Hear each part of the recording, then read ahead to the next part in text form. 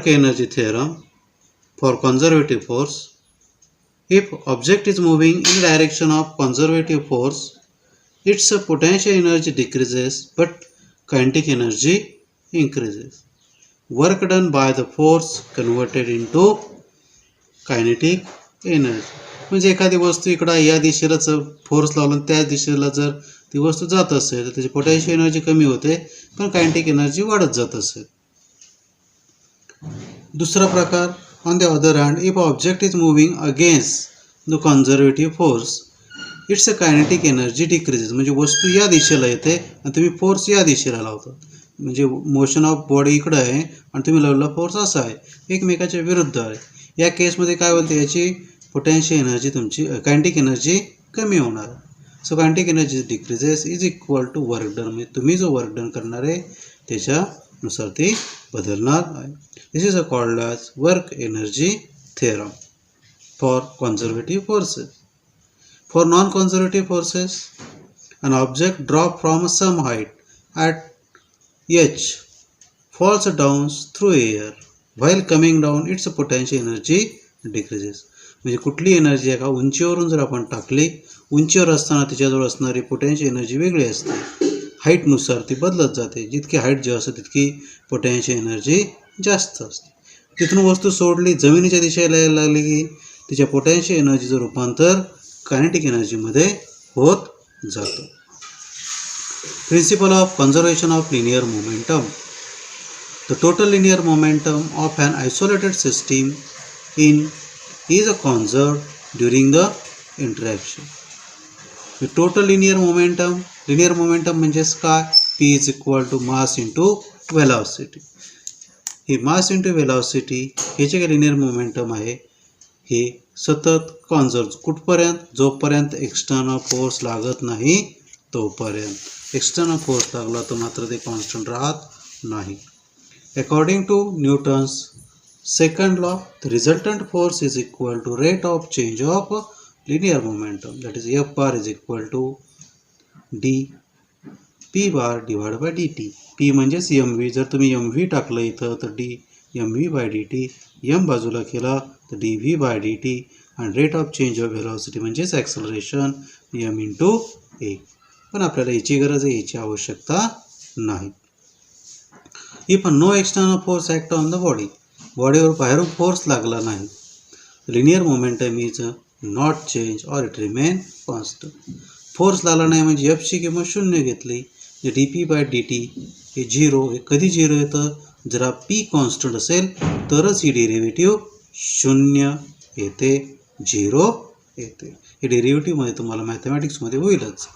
Derivative of any term is zero, then that term always constant. Collision. During collision number of objects comes together. Collision म्हणजे काय, एकमेकावर आदळणे, आपटणे. एकमेकावर आपटतात, मग ते एकमेकावर काय लावतात, तर फोर्स लावतात. तर फोर्स लावल्यानंतर ते स्कॅटर होतात. जसं आपण कॅरम खेळतो, कॅरमची ही सोंगटी आहे तुमची, हा स्ट्रायकर आहे. ज्यावेळेस स्ट्रायकर तुम्ही याच्यावर आदळवता त्यावेळेस ही तुमची सोंगटी एका बाजूला जाते आणि स्ट्रायकर दुसऱ्या बाजूला जातो. त्याला स्कॅटरिंग असं म्हटलं जातं. There are two types of collision, elastic collision आणि इनइलॅस्टिक कोलिजन. इलॅस्टिक कोलिजनमध्ये total kinetic energy of particle remain constant. म्हणजे स्ट्रायकर इकडे येताना त्याचं जेवढी कायनेटिक एनर्जी आहे तेवढी ह्या आदळल्यावर या बॉडीची कायनेटिक एनर्जी आणि स्ट्रायकरची कायनेटिक एनर्जी दोघांची बेरीज केली तर सगळी सारखी पहिल्या इतकीच येणार आहे. त्याला कॉन्झर्व्ड असं म्हटलं.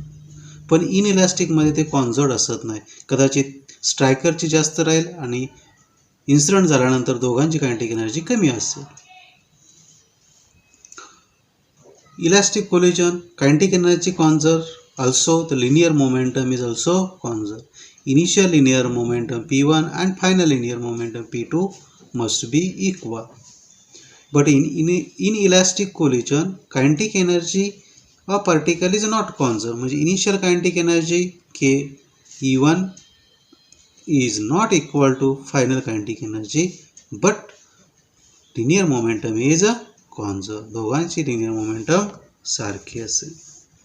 For elastic collision, E is equal to 1 आणि inelastic collision E is equal to 0. आता हे ई म्हणजे काय आहे हे पुढं लगेच येईल आपल्याला, त्यावेळेला ते बघूया. Perfectly inelastic collision. If a colliding body joined together after collision is said to be a perfectly inelastic collision. म्हणजे आता स्ट्रायकरने जर तुम्ही याला मारलं आणि दोन्ही एकाच वेळेला खेटून पुढे गेले तर त्याला म्हटलं जाईल परफेक्टली इनइलॅस्टिक कोलिजन. आता याचे काही एक्झाम्पल्स तुमच्या समोर दिलेले आहे. पहिलं example, consider a bullet fired toward the block from a kept on a smooth surface. म्हणजे एखाद्या गनमधून बुलेट टाकली, बंदुकीची गोळी सोडली लाकडी ठोकळ्यावर, तर काय काय गोष्टी होऊ शकतात. पहिली गोष्ट, collision between bullet and block will be elastic. हे इलॅस्टिक असेल कधी, if the bullet rebounds with exactly same initial speed and the block remain steady. म्हणजे ह्या ब्लॉकवर गोळी आदळल्यावर आधीची जेवढी व्हेलॉसिटी आहे तेवढ्याच व्हेलॉसिटीने जर ती माघारी आली तर तिला म्हणलं जातं elastic collision. Collision between bullet and block will be perfectly inelastic if the bullet gets embedded into the block and the two move jointly. म्हणजे ह्या ब्लॉकवर ही गोळी टाकली की गोळी आतमध्ये जाऊन कुठेतरी घुसून राहील आणि थोडासा ब्लॉक या दिशेला मूव्ह होईल, तिला म्हटलं जातं परफेक्टली इनइलॅस्टिक. किंवा collision between bullet and block will be inelastic or partially inelastic if the bullet rebounds with a smaller velocity. म्हणजे इथं आदळल्यावर ही गोळी माघारी जाईल त्यावेळेला इनिशियल व्हेलॉसिटीपेक्षा माघारी फिरल्यावर व्हेलॉसिटी कमी असेल, किंवा द बुलेट याच्यातून आरपार निघून जाईल आणि तिची व्हेलॉसिटी कमी होईल, तेव्हा त्याला म्हणलं जातं इनइलॅस्टिक कोलिजन. तसं दुसरं आणि सोपं उदाहरण घेतलेलं आहे. In इव्हॅक्युएटेड chamber. इव्हॅक्युएटेड म्हणजे त्या हवा काढून टाकली. A ball drop from some height on the hard surface. एखाद्या उंचीवरून चेंडू खाली सोडला. जेवढ्या उंचीवरून तो सोडला, जमिनीवर आदळल्यावर परत जर तेवढ्याच उंचीवर आला तर त्याला म्हणलं जातं इलॅस्टिक कोलिजन.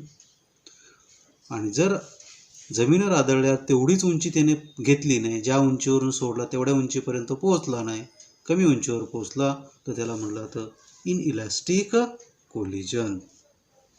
किंवा एखाद्या उंचीवरून तुम्ही चिखल खाली सोडला, तर चिखल खाली सोडला तो परत येणार आहे का जमिनीवर आदळल्यावर? अजिबात येणार नाही, तो लगेच जमिनीला चिकटून राहणार आहे, ते झालं तुमचं इनइलॅस्टिक collision.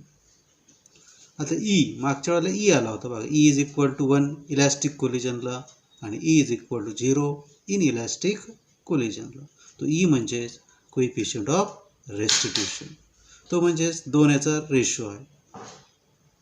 In a collision of two bodies, negative वजा चिन्ह, negative of ratio of relative speed of a separation to the relative speed of approach.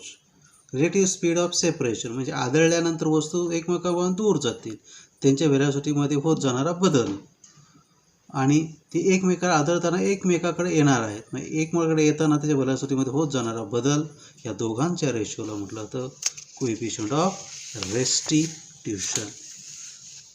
मग 2 स्पीड घेतलेत, एक इनिशियल u1 आणि u2, initial velocities of two bodies of a mass m1 and m2.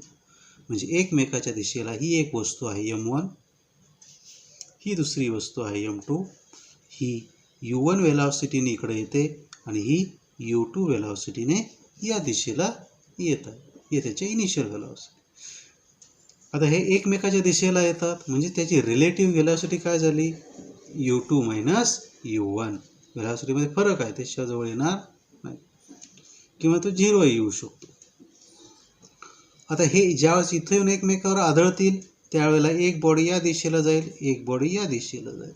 हिची velocity v1 झाली आणि हिची velocity v2 झाली final velocity. परत एकदा रिलेटिव्ह व्हेलॉसिटी काय, v2 minus v1.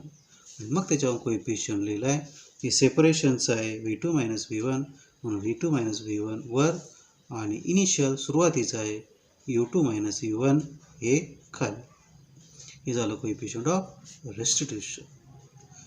For perfectly inelastic collision, the colliding bodies moves jointly after the collision. एकमेकाला खेटून जातील म्हणजेच त्यांच्या फायनल वेलॉसिटी दोघांच्या कॉन्स्टंट असतील, स्थिर असतील, सारखे असतील, इक्वल असतील.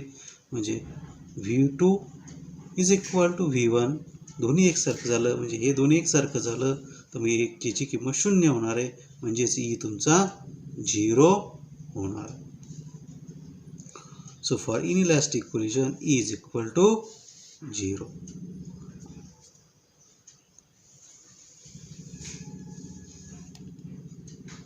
Head-on collision.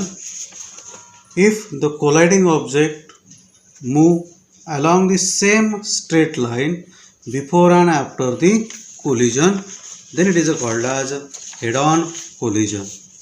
Suppose this is one body traveling in this direction. Is a second body, first, second, which is also traveling in opposite direction. Both are traveling towards each other. When they collide over each other, after collision, first body start traveling in this direction and second body start traveling in this direction. Then this type of collision is known as head-on collision. दोन वस्तू एकमेकाच्या दिशेला येत आहेत, एकमेकावर इथं आदळल्यानंतर जर त्यांची दिशा opposite झाली आणि या दिशेला ते निघून गेले तर त्यांना म्हणलं जातं हेड ऑन कोलिजन.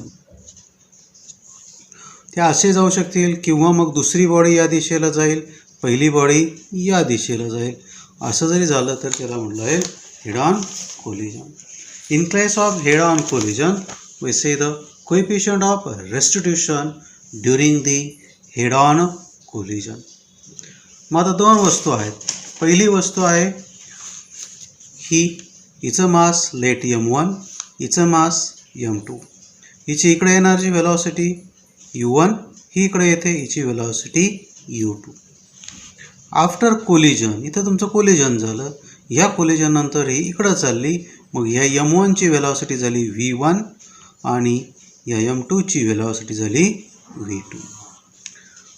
इलॅस्टिक कोलिजनमध्ये आपल्याला माहिती आहे total linear momentum before collision पूर्वी is equal to total linear momentum after collision. दोन्ही सारखं असतं. Total linear momentum before collision म्हणजे या बॉडीचं linear momentum into mass into velocity म्हणजे m1 u1. तसंच दुसऱ्या बॉडीचं linear momentum just plus m2 u2. After collision velocity बदललेली आहे, v1 झालेली आहे आणि दुसऱ्या बॉडीची v2 झालेली आहे. मग त्यांचं मोमेंटम होईल m1 v1 plus m2 v2. आता m1 v1 इकडं आणतो, हा m2 u2 पलीकडे नेतो. m1 u1 minus m1 v1 हा पलीकडे नेला, m2 v2 minus m2 u2. इथून m1 मला कॉमन घेता येईल, मग शिल्लक राहील u1 मायनस v1, इथं राहील m2 v2 minus u2. Name equation 1. जसं लिनियर मोमेंटम कॉन्झर्व आहे तसंच कायनेटिक एनर्जी पण तुमची कॉन्झर्व राहते. म्हणजेच kinetic energy before collision is equal to kinetic energy after collision. Kinetic energy काय येईल 1/2 m1 u1 square plus 1/2 m2 u2 square is equal to 1/2 m1 v1 square plus 1/2 m2 v2 square. Momentum सारखंच लिहिलं आहे मी. परत एकदा ह्या term इकडे shift करतो, ही टर्म इकडे आणतो, ही टर्म इकडे नेतो. 1/2 m1 u1 square minus 1/2 m1 v1 square half m2 v2 square. हे बदललं नाही म्हणजे तिथंच आहे, हे तिकडे नेतो म्हणजे निगेटिव्ह होईल हाफ m2 u2 स्क्वेअर. इथं 1/2 m1 कॉमन घेता येईल. 1/2 m1 बॅलन्स राहील u1 square minus v1 square. इथं राहील 1/2 m2 v2 square minus u2 square. तर हा हाफ माझा 2 इकडे घेतो आणि याची फोड करतो. m1 a square minus b square वापरतो. u1 minus v1 u1 plus v1 हा 2 इकडे आणला म्हणजे 2 into half m2 v2 minus u2 आणि second bracket v2 plus u2. Equation number 2. Half cancel झालं आहे. इक्वेशन 2 डिवाइड बाय 1 करूया, सोपं जाईल. m1 u1 minus v1 u1 plus v1 divide by m1 u1 minus v1 हे आलं equation 1 वरून. परत इक्वेशन 2चा RHS m2 v2 minus u2 v2 plus u2 आणि equation 1चा RHS m2 v2 minus u2. हे कॅन्सल झालं, हे कॅन्सल, हे कॅन्सल, हे कॅन्सल. जे कॅन्सल होते कॅन्सल केलं. बॅलन्स आहे u1 plus v1 is equal to v2 plus u2. आता v1 पलीकडे नेतो, u2 इकडं आणतो. u1 minus u2. आता v1 पलीकडे नेतो, v2 मायनस v1. आता हे मला u2 आधी घ्यायचं आहे, u1 नंतर घ्यायचं आहे. निगेटिव्ह साईन कॉमन घेतो म्हणजे हा निगेटिव्ह होईल, मायनस u1 हा पॉझिटिव्ह होईल, plus u2 is equal to v2 minus v1. Rewrite करतो, प्लस आधी लिहितो u2 minus u1 which is equal to v2 minus v1. आणि कोएफिशियंट ऑफ रेस्टिट्यूशनची डेफिनेशन तुमच्याजवळ होती. That is relative speed of separation divide by relative speed of approach. म्हणजेच काय, आता सेपरेशन म्हणजे हे झालं, हे ॲप्रोच झालं, हे इकडं नेतो तर माझ्याजवळ येईल -1 v2 minus v1 divide by u2 minus u1. Negative sign इकडे देतो, so 1 is equal to minus v2 minus v1 divide by u2 minus u1. आणि हा भाग म्हणजेच माझा E आला आहे, म्हणजेच E is equal to 1 for elastic collision. या इलॅस्टिक कोलिजनसाठी coefficient of restitution is equal to 1. Expression for final velocity after head-on collision. We know that u1 plus v1 is equal to v2 plus u2. Shift u2 to the LHS. So u1 plus v1 minus u2 is equal to v2. Also, the linear momentum before collision is equal to total linear momentum after collision. So total linear momentum before collision is m1 u1 plus m2 u2. After collision is equal to v1 plus m2 v. Substitute v from this equation and simplify it. m1 u1 plus m2 u2 is equal to m1 v1 plus m3, substituting the value of v2, that plus minus u2. Multiply m2 inside the bracket.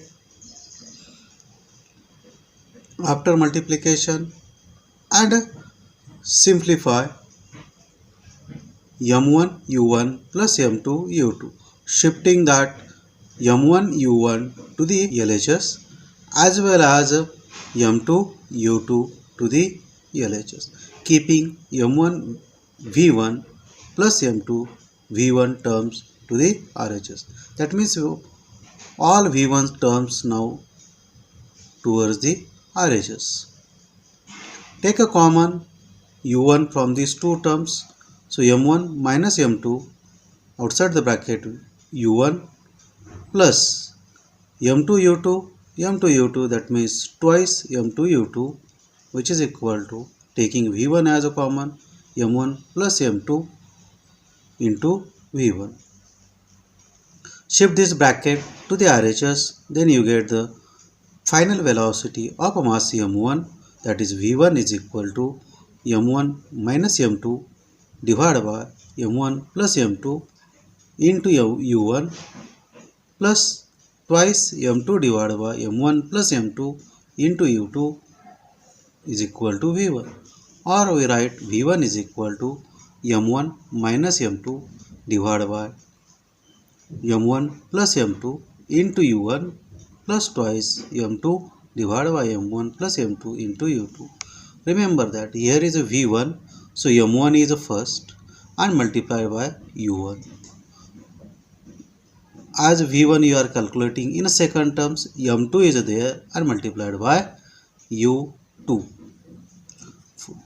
Using a similar method, you can write v2 as m2 minus m1 divided by m1 plus m2 into u2, because you are calculating a v2. So first term contain u2. In second terms, twice m1 divided by m1 plus m2 into u1. In second terms, u1 and m1 present. In first term, m2 is present while calculating v2.